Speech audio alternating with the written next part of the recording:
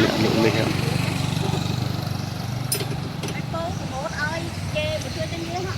បាទអ្នកលីថាឲ្យប្រមូលបងប្អូនបើចង់ហូបលីឆ្ងាញ់មកហូបលីនៅមុខមហោស្រពខេត្តតាកែទៀតលីគាត់ឆ្ងាញ់ណាស់បាទដូចខ្ញុំប្រាប់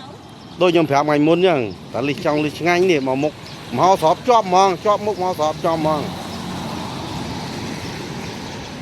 បាទហូបឆ្ងាញ់មុនខ្ញុំផុសទៅបងប្អូនចូលមើលច្រើនឥឡូវសូមអញ្ជើញមកជួយទិញលីឆ្ងាញ់នេះសម្បិលអាមាសហិលក៏មានអានេះអត់ហិល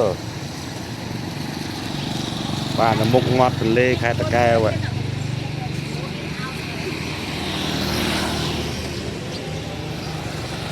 ានេះដើរលេងច្រើនហ្នឹងណាបាយដើរលេងបងប្អូនទីធ្លាស្រឡះល្អ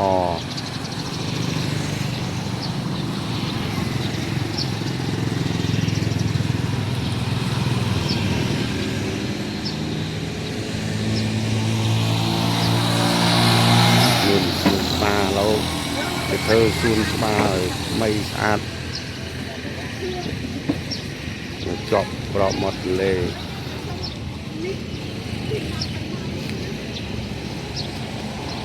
អូនមានចំណាប់អារម្មណ៍អញ្ជើញមកទិញលីជួយឆ្ងាញ់គាត់ពូនេះគាត់មកទិញលីនៅមុខមហោស្រពខេត្តតាកែវនេះមុខមហោស្រពនេះ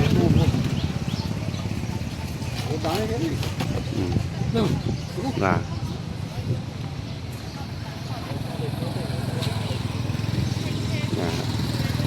ដើរលេងមុខមហោស្រពខេត្តតាកែវបងប្អូន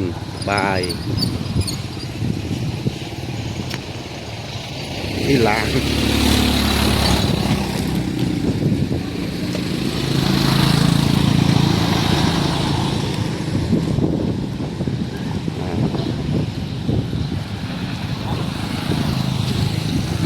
សាងសួនច្បារឡើងវិញ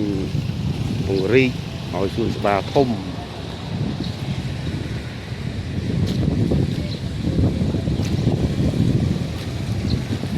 ក៏ពង្រីកប៉ុណ្ណេះទៀតបងប្អូនមុនវាតូច